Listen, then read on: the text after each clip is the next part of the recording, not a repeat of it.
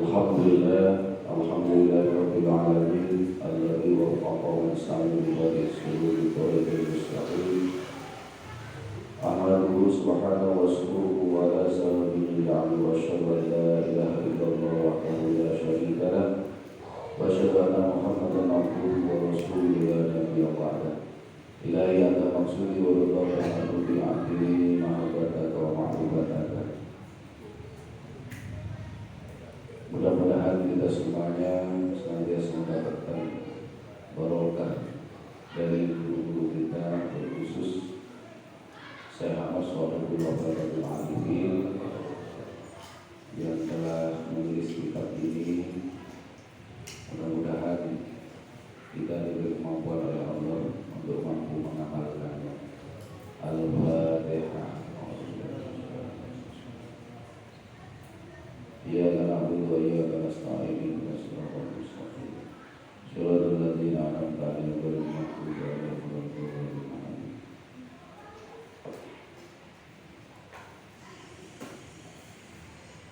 Dalam kitab ini beliau menulis bahwa zikir itu adalah kunci takwa. Sebagaimana sering kita mendengar bahwa setiap kita melaksanakan sholat Jumat biasanya itu pasti khotib berpesan ittaqullah haqqa tuqatih wa la tamutunna illa wa antum muslimun. Pesan takwa itu selalu kita dengar dan kita bercita-cita, berkeinginan untuk menjadi orang yang ittaqullah haqqa tuqatih, jadi orang yang benar-benar takwa kepada Allah Subhanahu wa ta'ala. Mudah-mudahan. Maka beliau di sini sebelum kita mencapai ketakwaan itu, menurut amaliyah yang sudah kita amalkan, bahwa ada beberapa kriteria atau ada beberapa, bukan tingkatan sebenarnya, jadi kedudukannya sama. Misalnya muslimin itu adalah orang-orang yang beragama Islam. Maka berkewajiban untuk melaksanakan rukun Islam. Di antaranya adalah sholat, zakat, puasa, haji. Lalu ada tingkatan, bukan tingkatan, sama, mukminin, orang-orang yang beriman.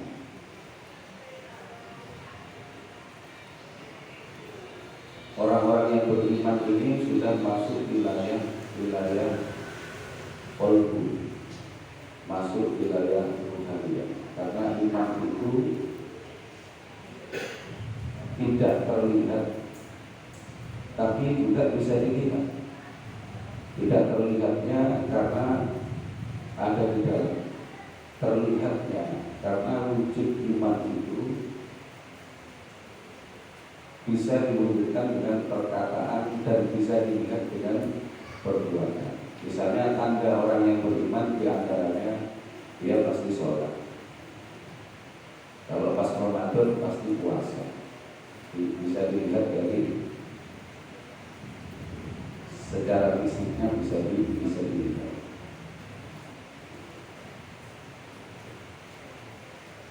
Tapi di dalamnya tingkatan iman ini masuk di dalam tingkatan toriko, bisa dikatakan toriko, karena toriko itu ada dua yang diamalkan. Yang pertama adalah zikir la ilaha illallah, yang mana Rasulullah SAW bersabda, "Setidu imanaku." Qala kaifa tuzidu imanana ya Rasulullah?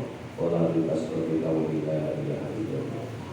Maka Rasulullah bersabda, "Perbanyaklah iman kamu dengan apa ya Rasulullah? Dengan memperbanyak membaca kalimat la ilaha illallah." Yang kedua, lebih dalam lagi, iman itu dengan diberikannya kita zikir yang satu lagi adalah zikir hobi. Zikir hobi itu sudah agak masuk di wilayah muksinin, ihsan.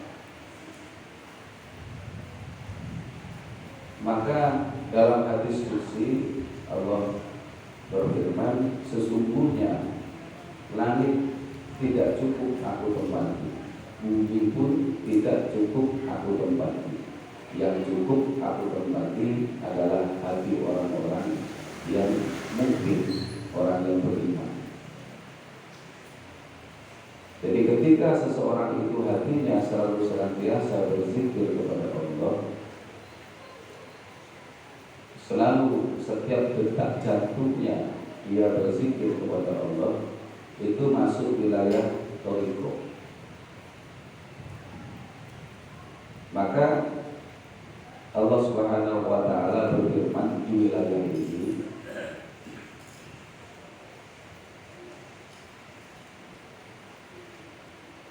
suratnya saya lupa. Wadkur rabbaka fi nafsika tadarruan wa khifatan wa minal jahri minal qawli bil ghudwi wal asal wa la takun minal ghafilin. Wadkur rabbaka, maka berzikirlah, ingatlah kepada Allah di dalam hatimu dengan tidak mengeraskan suara. Jadi berzikir di dalam hati tidak disuarakan, tapi lama-kelamaan nanti dengan zikir yang biasa kita latih di dalam hati, nanti masuk di wilayah muksir, ihsan. Ihsan itu wilayahnya ma'rifat, jadi mengenal Allah.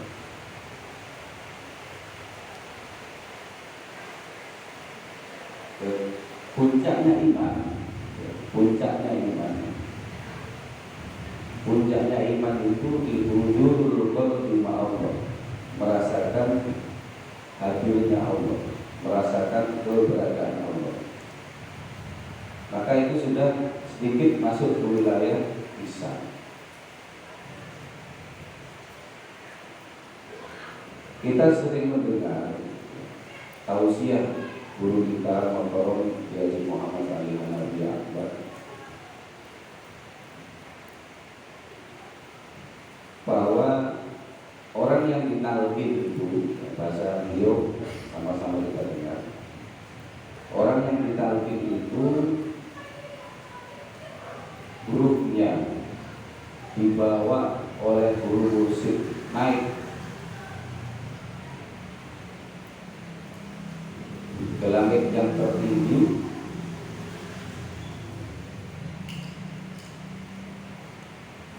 diposisikan di sisi Allah. Di sisi Allah itu ada siapa? Ada Rasul, ada para wali-wali Allah, aulia Allah, para sahabat, orang-orang yang sakit. Kita pun kalau berzikir, kita sudah berada di situ, walaupun posisinya mungkin agak jauh, tapi ada di situ. Itulah bahasanya beliau. Berarti sebenarnya Secara singkat saja saya mengatakan bahwa kita yang ditalqin itu sebenarnya dimakrifatkan. Maka kalimatnya ditambah oleh beliau. Maka jangan kemana-mana, jangan turun lagi. Wukuf di sana. Wukuf itu kalau di dalam syariatnya kita waktu berhaji itu menetap. Perintahnya di situ banyak-banyak berzikir kepada Allah. Maka wukuf itu adalah menetap atau zikir yang sudah menetap di dalam hati kita, manjir, istilahnya manjir. Maka setelah kita mengamalkan, karena kalimat wa ma'rifataka itu mengenalmu. Kalau ilahi yang maksudi, Allah hanya Allah yang aku maksud, waridho kamaksudi, ridho yang aku cari. Ini munajat kita memohon kepada Allah kemampuan untuk bisa mencintai Allah, wa ma'rifataka, dan lebih mengenal Allah. Dan apakah kita sudah mengenal Allah atau belum? Misalnya ada orang tanya, Allah ada di mana? Kalau kita sudah dengan perasaan kita, walaupun tidak menjawab pun tidak ada masalah. Tapi kita bisa merasakan bahwa Allah itu sangat dekat. Kalau di dalam Al-Quran, Allah berfirman, wahai Muhammad, kalau ada orang yang bertanya tentang aku, katakan, aku dekat. Wa idza sa'alaka ibadi anni fa inni qarib. Nah, dekat itu di mana? Ternyata di dalam kitab ini dekat itu tidak diukur dengan jarak, tapi dekat itu ukurannya adalah lupa dan ingat. Ketika kita lupa, maka kita jauh. Ketika kita ingat, maka kita dekat kepada Allah. Maka di ayat yang lain Allah berfirman, berburu lihatku.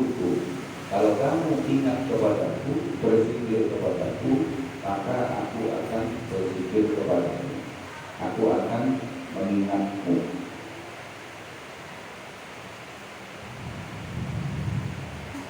Maka dasar itulah yang kita ambil bahwa talqin itu dibawa oleh guru kita, guru musik kita, untuk usul kepada Allah, lebih dekat lagi kepada Allah Subhanahu wa Ta'ala. Dan saya kira itu sudah memenuhi syarat untuk masuk wilayah ma'rifatullah.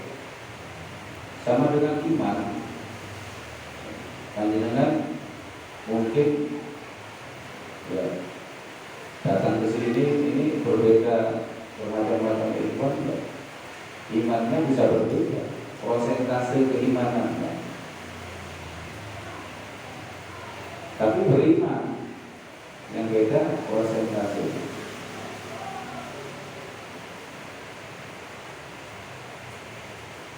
Di wilayah ini kita sudah memulai tadi muslimin yaitu syariat, mukminin thariqah, muhsinin wilayah hakikat atau wilayah ma'rifat kepada Allah. Muhsin,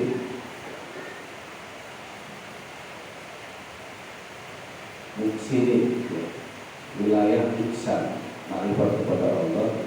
Baru setelah itu masuk di wilayah muttaqin, jadi orang-orang yang bertakwa kepada Allah. Jadi kalau di dalam pelajaran kita untuk menyempurnakan atau untuk mencapai takwa itu tidak lain kita dididik oleh guru. Secara syariat ini kita sudah dididik. Misalnya sholat, setelah sholat kita pasti berzikir 165 kali sedikit. Berarti kan sudah dituntut. Walaupun perintahnya zikir, tapi kan zikir jahar tidak bisa kalau tidak sholat. Untuk melaksanakan zikir jahar harus sholat dulu. Maka secara syariat kita sudah dibimbing. Di dalam tolongnya kita sudah dibimbing. Di dalam iksannya kita juga sudah dibimbing. Untuk apa? Untuk mencapai taqwa, menjadi orang-orang yang takwa kepada Allah. Terus apa kepentingannya? Misalnya Allah kok memerintahkan kita ini supaya bertakwa. Misalnya begini, bukankah secara hakikat kita ini melaksanakan sesuai itu karena Allah? Inna sholati wa nusuki wa mahyaya wa mamati lillah rabbil alamin. Sesungguhnya sholatku, hidupku, matiku hanya untuk Allah. Hanya ilahi agama maksudnya. Kita disuruh melakukan itu, melakukan sesuatu yang karena Allah. Sholat pun karena Allah, puasa pun karena Allah. Segala sesuatu yang ada di dalam Al-Quran kita diberitakan supaya karena Allah. Maka dari itu Allah juga memerintahkan, maka minta tolonglah kepada Allah dengan sabar dan sholat. Disuruh minta tolong dengan sabar dan sholat. Ada perintah juga supaya kamu bertakwa. Dan terus kalau kita melaksanakan perintah Allah semuanya sudah kita lakukan dengan baik, ya, dan kita sudah masuk dalam kategori wilayah ketakwaan itu yang persentasenya sudah mulai meningkat, maka janji Allah itu bisa turun. Maka barang siapa yang bertakwa, maka akan ditolong oleh Allah dalam segala kesulitannya, dan akan diberikan rezeki yang tidak disangka-sangka dari mana datangnya. Terus misalnya dengan apa yang sudah dilakukan itu, yang karena Allah semuanya tadi itu, kita melaksanakan itu dengan baik, terus kita mencapai takwa, terus kita hidup kita itu enak. Hidup kita itu enak, hidup kita itu bahagia. Kata Allah begini, lewis kamu enak, sopo sing seneng? Apa Allah apa sampean? Lewis enak, sing seneng sopo? Allah apa awak dhewe? Kalau Allah itu kan sampai mau taat mau enggak, kita akan mengurangi kedudukannya, kesempurnaannya. Ternyata kita diberitahu begini, begitu, dan harus mengikuti aturan supaya kita ini menjadi orang yang hidupnya enak. Mungkin sama dengan kita punya orang tua, terus kandani anaknya, ini loh caranya nyambut kayu terus malu anaknya jadi enak, anaknya jadi hidupnya mulia. Terus orang tuanya bilang apa? Terus kandani kalau sing enak sopo saya begini, sing enak kan anakku, anaknya baru tunggu jauh orang bapak, bapak kampung gua. Sama dengan Al-Quran juga memerintahkan Allah kepada kita, disuruh begini supaya kita hidup ini ditolong oleh Allah. Karena ada janji Allah akan ditolong oleh Allah, akan diberikan rezeki tidak disangka-sangka dari mana datangnya. Harus luput mana, salah paham mana. Dipikir rezeki disangka-sangka, ada disangka-sangka itu terus malu-malu bisa mikir. Yang namanya tidak disangka-sangka itu juga sama sesuai dengan ketetapan Tuhan yang sudah diberikan kepada kita. Jadi dasar yang paling sederhananya diambil itu ketika kita kesulitan, kita ini ditolong oleh Allah sesuai. Misalnya gini, perkara butuh duit 1 juta misalnya, ya bisa jadi cuma diberi 1 juta atau nah, akhirnya salah paham, berpikir kok tipi, kok jadinya takwa juga iwan, tidak ada. Kan disini tidak dikatakan banyak, tidak disangka-sangka dari mana datangnya. Ditolong disesuaikan dengan keadaan. Bisa jadi juga banyak, bisa jadi lebih, tapi bisa jadi juga pas sesuai dengan apa yang kita butuhkan. Tapi yang paling penting kan kita sudah ditolong sama Allah.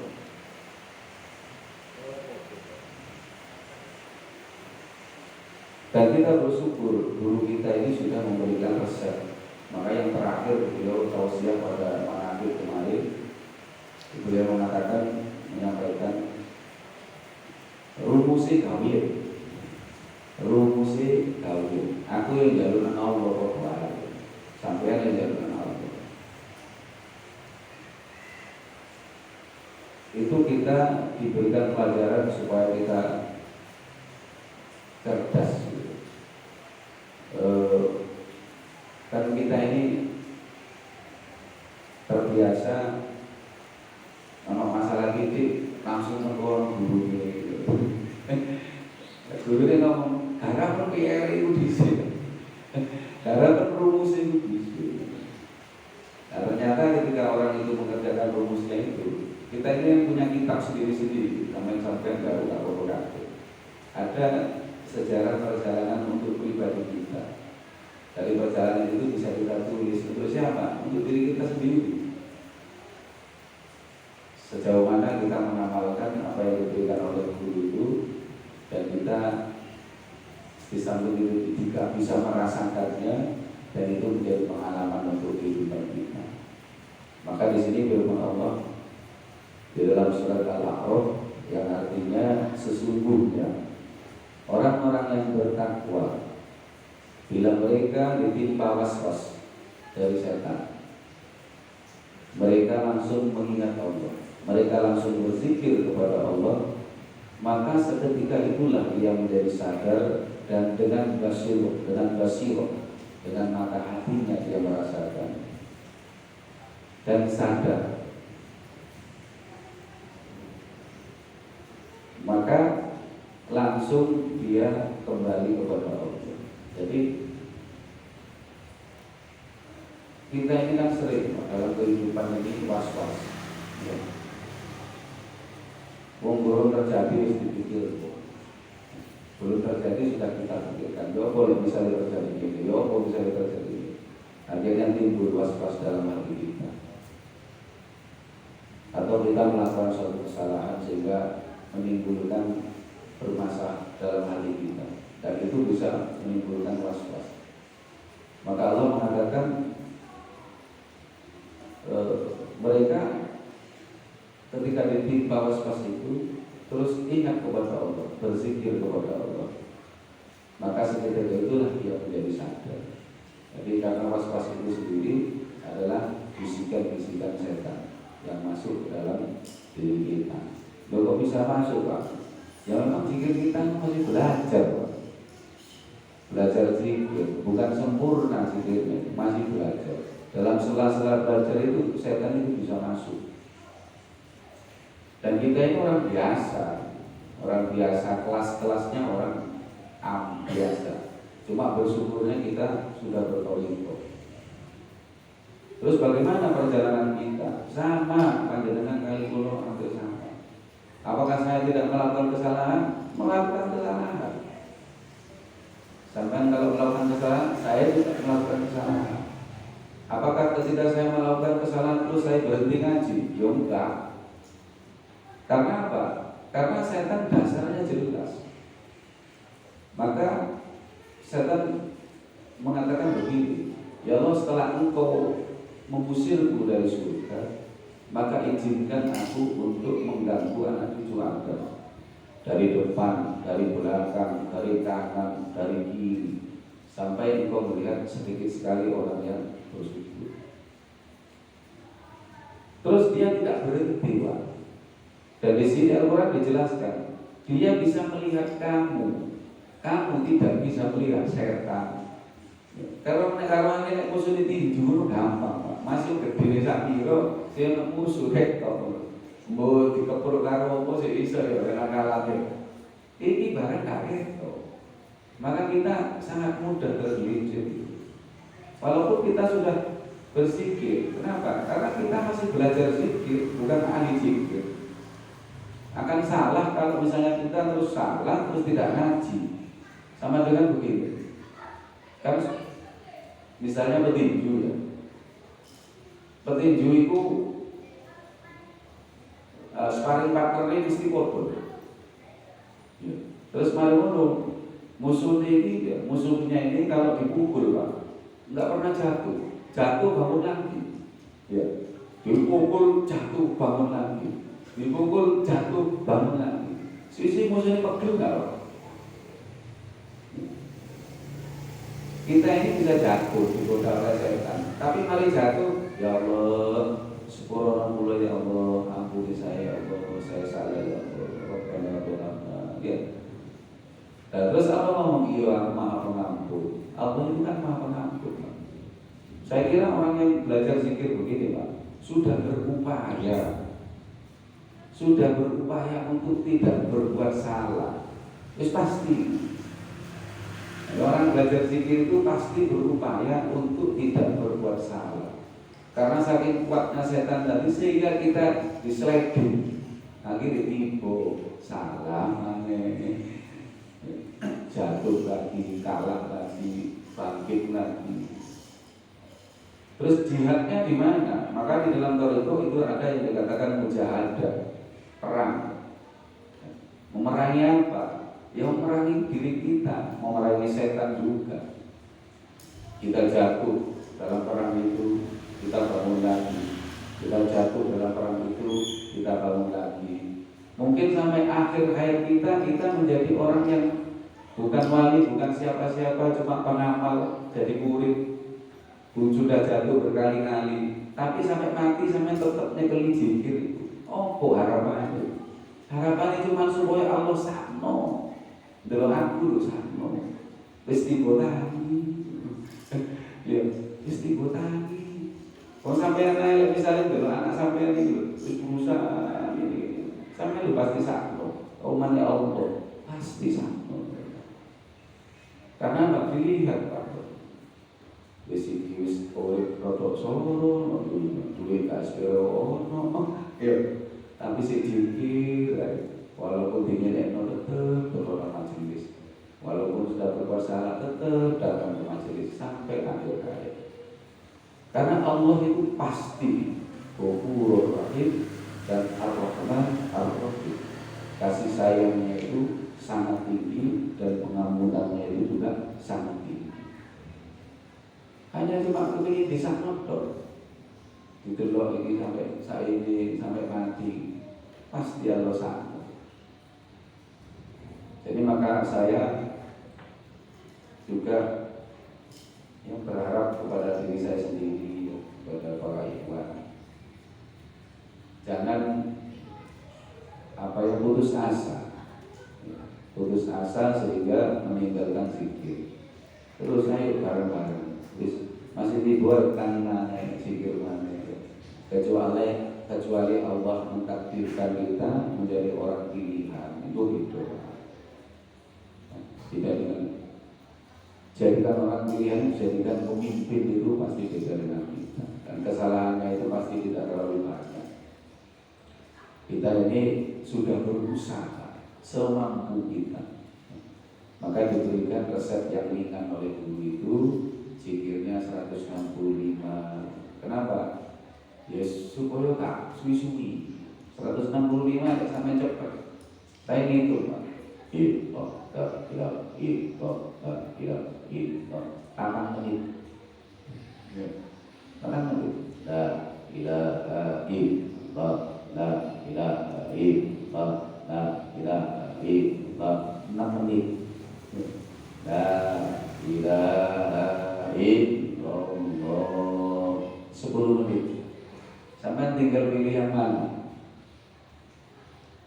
Terus kapan? Ya boleh semuanya. Mau cepat boleh, mau sedang boleh, mau lambat boleh. Yang bisa sampai nikmati itu yang mana? Intinya zikir itu cuma ketika sampai zikir la ilaha illallah, baik itu cepat, baik itu sedang, baik itu lambat, zikir hobi nih ojo nali betul. Zikir yang di dalam itu. Loh, ada orang yang zikir itu bisa dalamnya itu enak Pak, lek cepet. Tapi judulnya enak. Gitu. Nah, dia gak bisa ngikuti lek zikir lah. La ilaha illallah. Itu kurang jarene sing cepet mani kurang enak Pak menurut Pak. Tapi waktu ketika kita berjamaah ya kita harus mengikuti imamnya. Imamnya belum cepat sana cepat disulian, repot urusannya. Jadi tetap mengikuti imamnya. Mudah-mudahan apa yang kita sudah laksanakan diridhoi Allah Subhanahu wa taala, beri kemampuan untuk bisa mengamalkannya hingga akhir hayat kita, bahkan di dalam kubur kita sampai yaumil qiyamah kita diberi ketetapan oleh Allah untuk senantiasa berzikir kepada Allah Subhanahu wa taala. A'udzu minasyaitonir rajim. Bismillahirrahmanirrahim. Alhamdulillahirabbil alamin. Allahumma shalli ala sayyidina Muhammadin wa ala ali sayyidina Muhammadin sallallahu alaihi wasallam. Wa taqbilana biha jami'al hajat wa tuqabbal biha jami'al syai'at wa tarfa'na biha indaka al-darajat wa tuballighuna biha as-salata min jami'il khairat.